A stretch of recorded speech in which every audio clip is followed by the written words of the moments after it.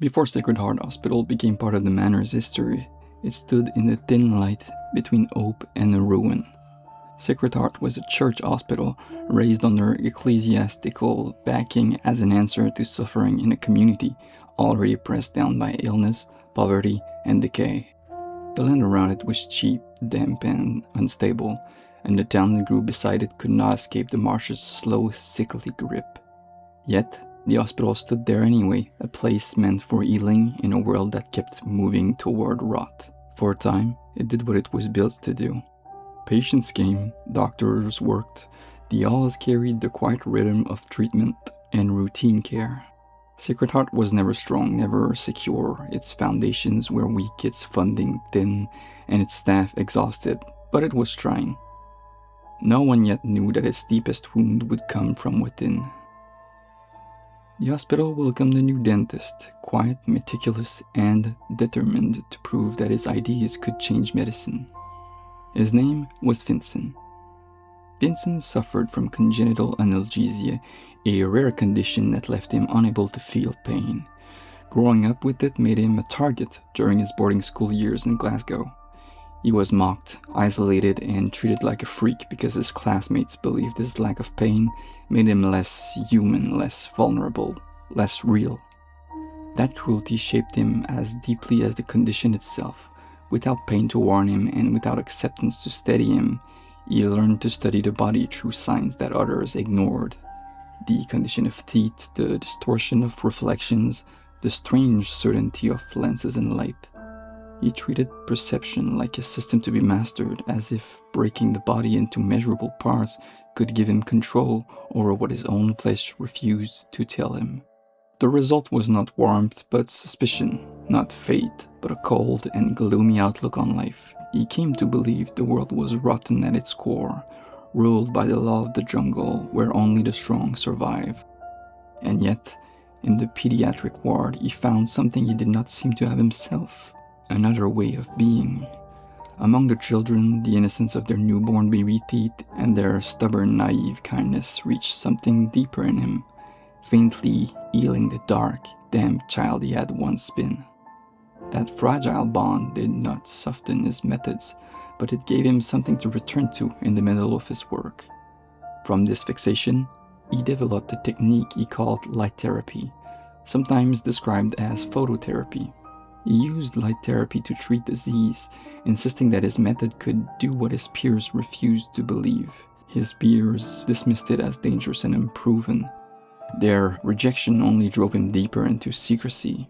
He began working alone, late at night, hidden from prying eyes. The therapy was unstable, patients reacted badly, some worsened, some disappeared, and Finsen concealed every failure, terrified of losing the only work that made him feel real.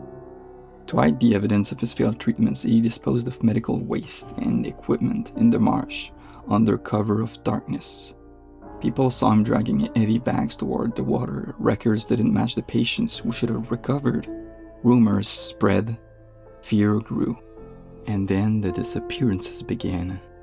Patients vanished without reason, and Finsen's research into the lenses started to take on a life of its own. The earlier misery, he realized, had only been the prologue to something far worse. Soon after, a serialized story appeared in the newspapers, written by Orpheus, whose own agenda bent each chapter toward accusation. The resemblance was too sharp to ignore. Fear turned to panic. The sanctuary was housing a monster, or at least, that's what the town believed.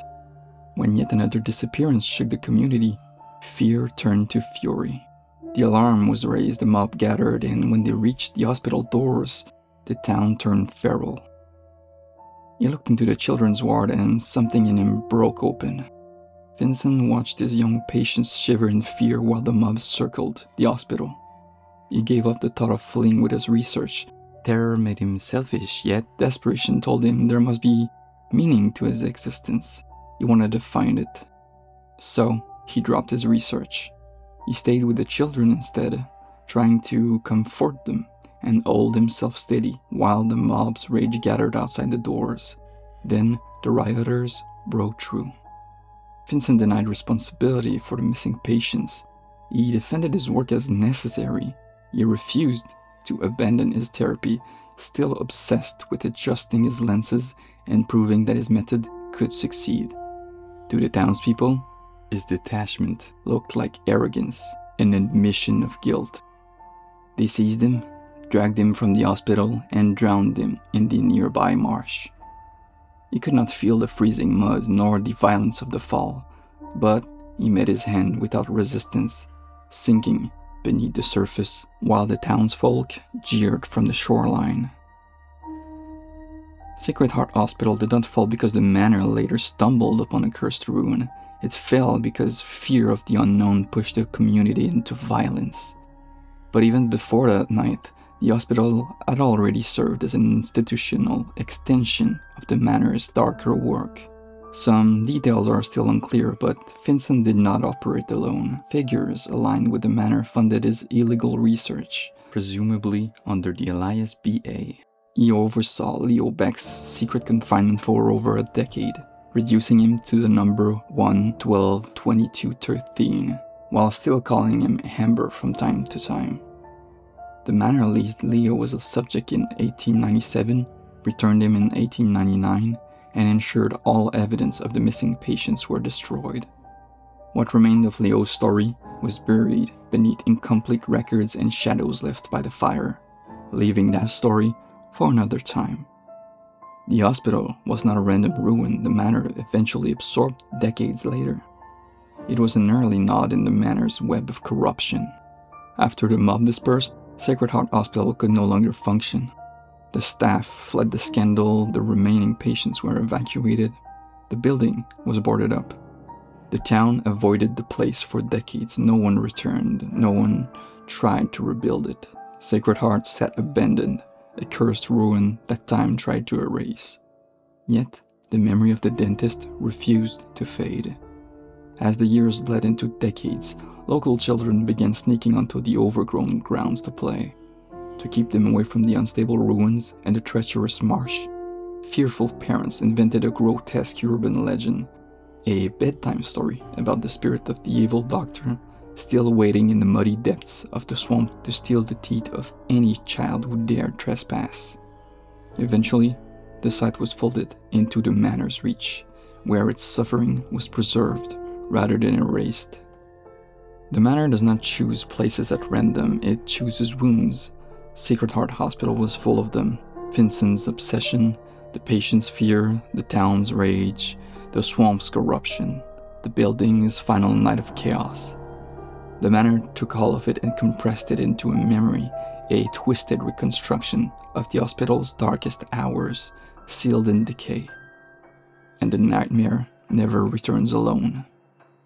Vincent Hunter still paces those corridors, not as the man who drowned, but as the hunter shaped by the manor, a manifestation of the town's fear, his own obsession, and the echo of the tragedy that consumed it. Sacred Heart Hospital was built to save lives. It became a place of suffering, and in the end, it became something else entirely, a wound the manor refuses to let heal. The original building is gone, but its echo remains, and the darkness it left behind has never truly gone quiet.